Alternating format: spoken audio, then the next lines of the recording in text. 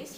దాని తర్వాత ఇప్పుడు కౌంటింగ్ అయిపోయిన తర్వాత మనం ఇప్పుడు పల్లెల్లో కానీ టౌన్స్లో కానీ ప్రశాంత వాతావరణమే ఉండాలి, ఎక్కడ కూడా వైలెన్స్ అనేది జరగకూడదని చెప్పి ఇంకా కూడా మనం పికెట్స్ కంటిన్యూ చేస్తున్నాం, మొబైల్ పార్టీస్ అన్ని కూడా తిప్పుతున్నాం. మీ మూలంగా నేను ప్రజలకు తెలియజేసేది ఏంటంటే ఎవరు కూడా ఎట్టి పరిస్థితుల్లోనూ వైలెన్స్ కానీ లేకపోతే ప్రాపర్టీ డ్యామేజ్ కానీ చేయడానికి లేదు.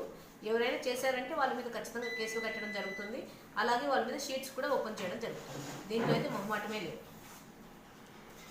మేడం. బార్డర్ ఏరియా కాదు, అన్నీ కూడా మనకి ఉన్న ఫోర్స్ అంతా కూడా మనం పోలీస్ దగ్గర ఉన్న వెహికల్ కాకుండా మొత్తం డిస్టిక్లోనే మనం 95 అడిషనల్ వెహికల్స్ని హైర్ చేసుకోవడం జరిగింది. ఇవన్నీ కూడా ఈ బార్డర్ చెక్ పోస్టులు, సెన్సిటివ్ విలేజెస్ ఇవన్నీ కవర్ అయ్యేలాగా మనం పెట్రోలింగ్ అనేది చేయడం జరుగుతుంది. ఇవి కాకుండా కూడా ఇంకా మనం సీసీటీవీ కెమెరాస్ కూడా కొన్ని కొత్తగా పెట్టించాం, వాటి ద్వారా కూడా మానిటరింగ్ చేయడం జరుగుతుంది. ఇంకా డ్రోన్ సర్వేలెన్స్ కూడా అనేది కంటిన్యూ అవుతుంది.